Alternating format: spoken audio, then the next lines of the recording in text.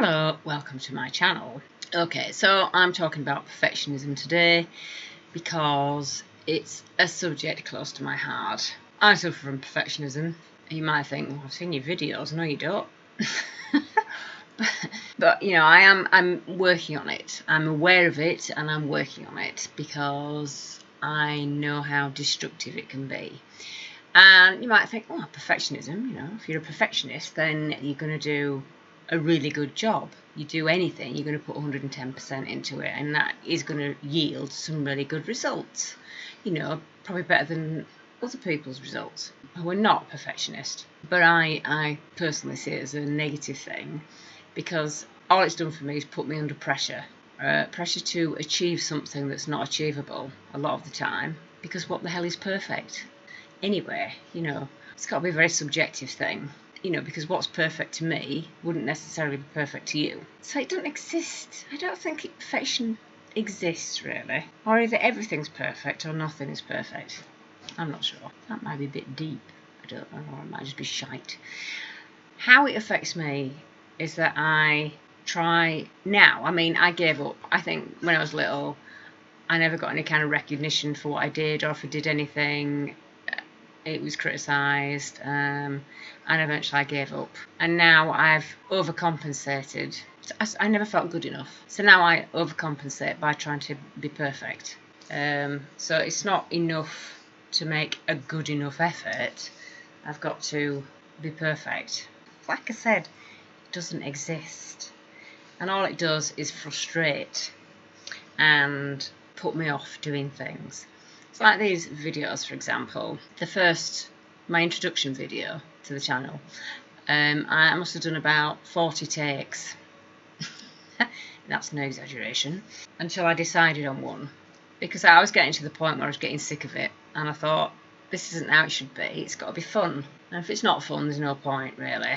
I don't want it to be a chore. So I chose one and uploaded it. And then I was looking through the other ones that I'd done, and there's one that was absolutely fine. I liked it better than the one I'd put up on my channel. So I ended up taking that one down and putting the other one up. But it's like, how did that happen? Because I'd watched it before and I thought, no, that's crap. And then when I watched it later, I thought, oh no, that's alright, is that? It's madness. It really is. So yeah, I'm working on it because I don't want this to turn into a chore. This is the fourth time I've done this video now. And I would really like this to be the fourth and last time. So this to be the video that actually goes out there. We'll see. When I was little, I didn't get much encouragement, or I got criticism, and that caused me to feel not good enough. And then I gave up trying, basically. I'm not sure at what point I gave up. And that went on for a few years, I suppose. I didn't really engage with anything. And from the outside, people would have thought, what a loser. Or she's really lazy. Why ain't she got a job? And why ain't she doing this? But it wasn't a matter of laziness. I might have a lazy moment here and there, but I wouldn't consider myself now a lazy person. But back then, it was about lacking confidence. I didn't have any confidence in my ability. I was scared of failing, so I just didn't try. And the thing is, you're never a failure if you try something, but you are a failure really if you don't try.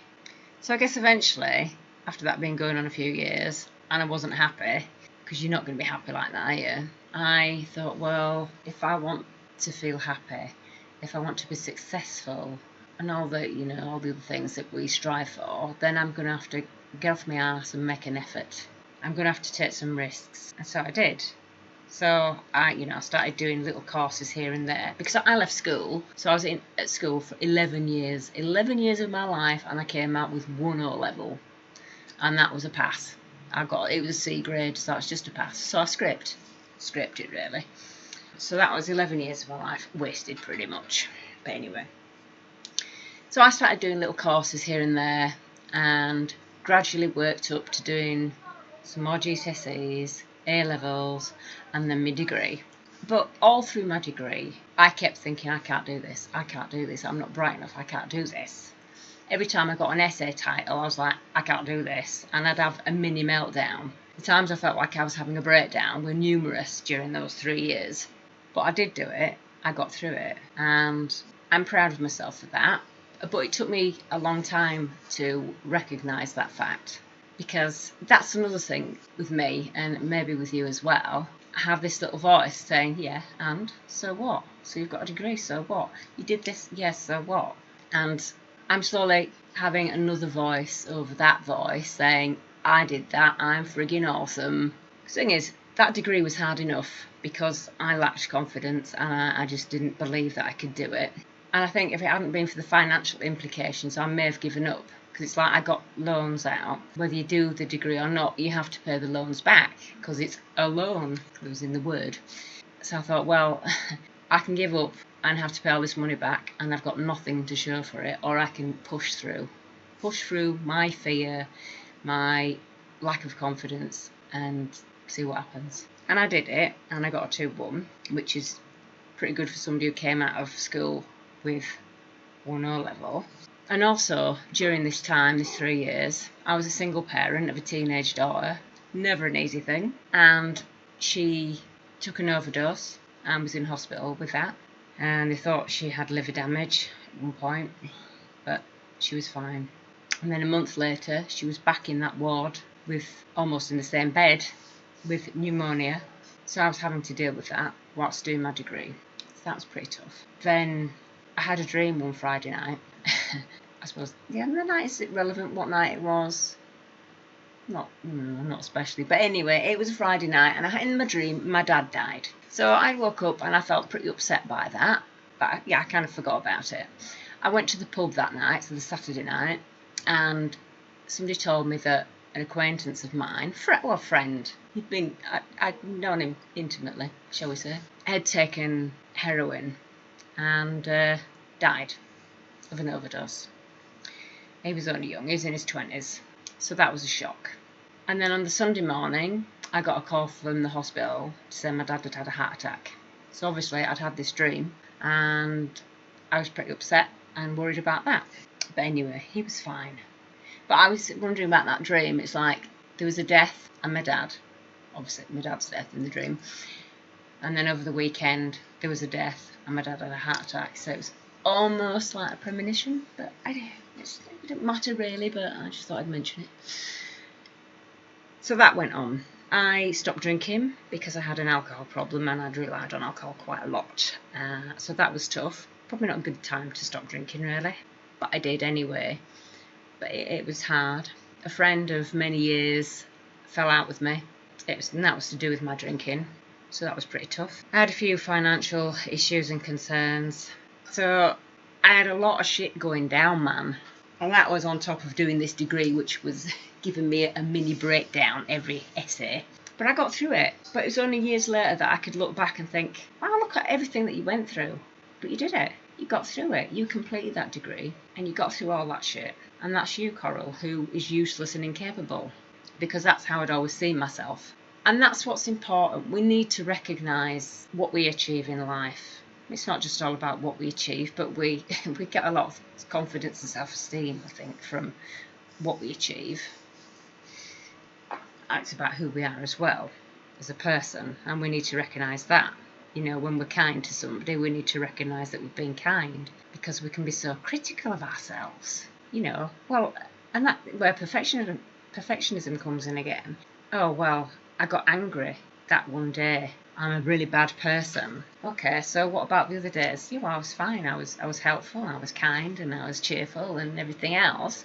But you had one day where you were angry, so you're a bad person. That's somebody trying to be perfect, isn't it?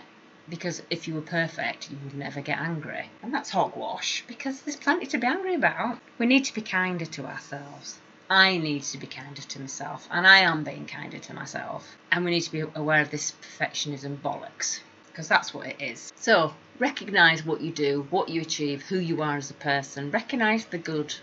Stop striving for something that doesn't exist. It's always going to be out of reach, because all that does is create frustration, make you feel powerless, helpless.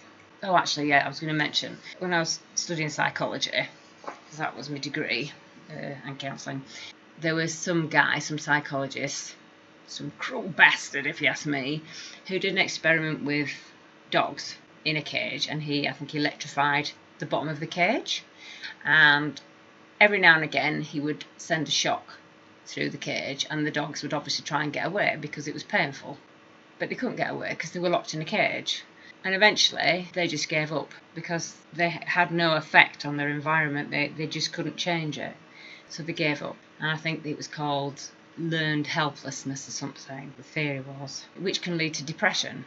And obviously I've talked about depression in other videos. And it does lead to depression. If you're in a situation where you keep trying and you don't have any effect on your environment, then you can end up depressed. And linking that to perfectionism, you're never going to meet that standard because it doesn't exist. That's why it's important to recognise that what you do is good enough. I mean, we can all do something and we think, yeah, that's not great, I can do better. Okay, well, do better. But don't slate yourself because it's not perfect. And when you've done your very best, then be satisfied with that. And don't beat yourself up because it's not perfect. Yeah, right, I think I might leave it there. Yes. So, well, thank you for listening and watching. And if you've liked this video, please give me a thumbs up and subscribe if you want to. I always say if you want to. I mean, you're not going to do it if you don't want to, are you? So I don't know why I say that. But anyway, I'll see you in the next video. So that's it, really. Bye.